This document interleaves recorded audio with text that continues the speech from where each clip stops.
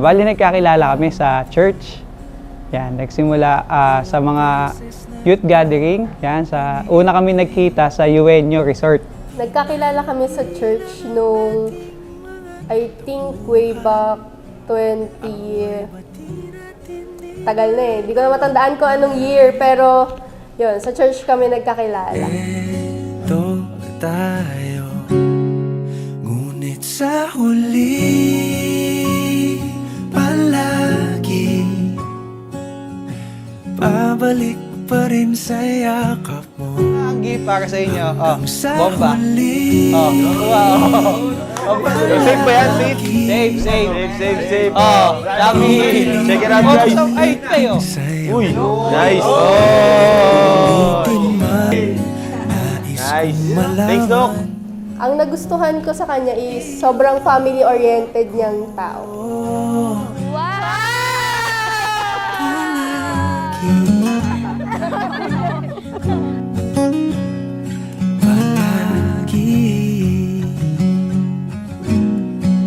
Ang unang nagustuhan ko kay Panggi talaga ay matalino siya.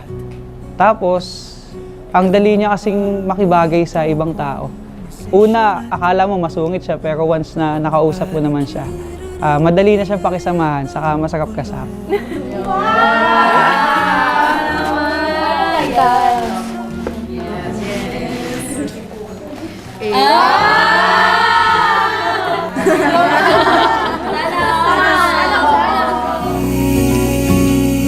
palagi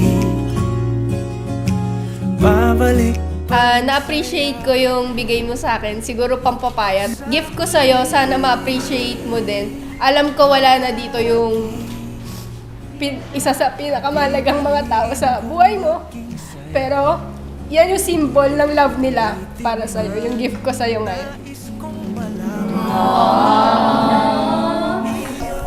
Yan, ayos, sakto. Sakto.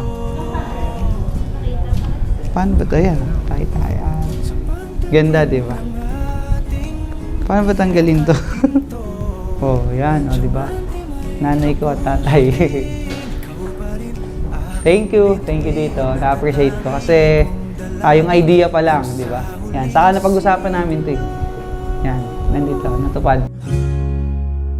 Sa huli Ang mapapangako kay Pangge, yung pag-ibig na ginawa ko sa kanya, yung pagmamahal na ginawa ko sa kanya mula nung magkaibigan kami, mas yumabong yun nung nililigawan ko siya, hanggang sa nung naging kami na, hindi magbabago yun. Kung magbago man, mas lalo pa. Lagi ko siyang aalagaan.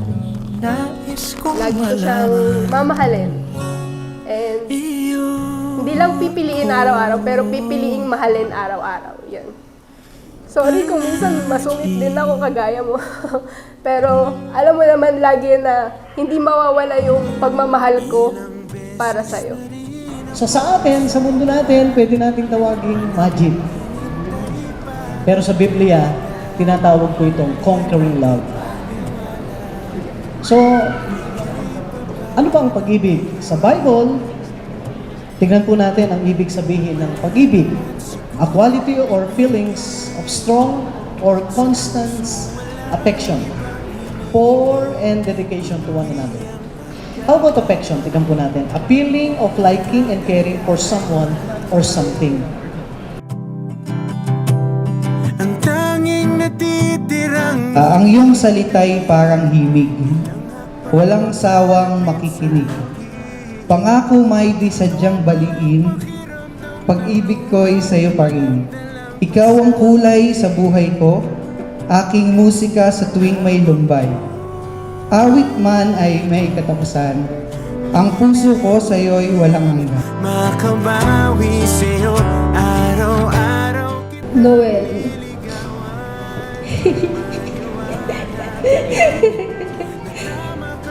Honey ko, Pangga, mahal ko.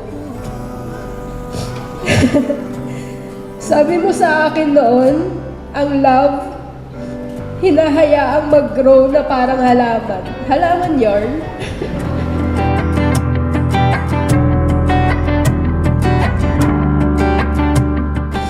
Pero para sa akin noon, ikaw na agad yung nakita kong taong pakakasalan ko. Totoo pala yung sinasabi ng iba, no, na mararamdaman mo kapag kaharap mo na yung the one. Ika'y naging lilim. Ikaw ang ritmo sa bawat tibok ng puso. Sa sayaw ito ng pag-ibig, magkasama tayong buo. Bawat sandaling kasama ka, isang matamis na harana. Ika'y pagpapala, handog sa akin ng bathala. Pangako sa'yo, ang lahat ng ako ay iyo. Cheers to 11 years of friendship and 6 beautiful years of love me. I vow to always keep you company. Sasamahan kita kahit dumating yung panahon na manghina ka at gusto mong mapag-isa. Loner ka kasi. Habang buhay ko, pipilitin makabawi sa'yo. Araw-araw kitang hinigawan. Maniwala ka lang na tama kang piliin ako.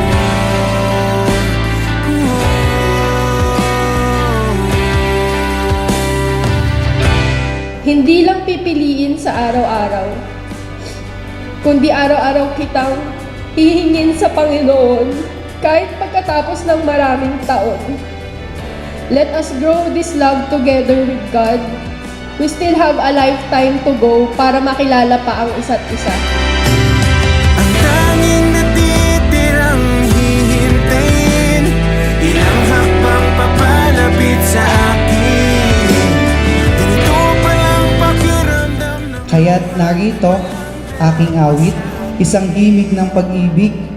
Musika'y matagal lang sandigan, ngayon alay sa'yo ang aking paninindig. pilitin makabawi sa'yo. Araw-araw kitang liligawan. Maniwala ka lang na tama kang piliin ako. Pipilitin makabawi sa'yo. Araw-araw kitang liligawan. Maniwala ka lang na tama kang piliin ako.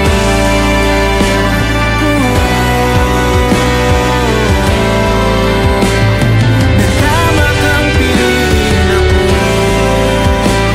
Na tama kang piliin ako.